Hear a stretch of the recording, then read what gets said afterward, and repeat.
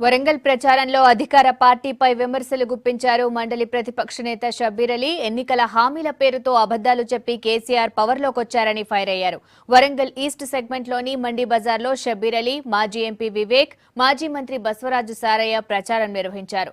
అమరవీరుల కుటుంబాలకు న్యాయం చేయలేదని అన్నారు నేతలు. కాంగ్రెస్ నాయకత్వంలోనే సెక్యులర్ తెలంగాణ సాధ్యమవుతుందని అన్నారు.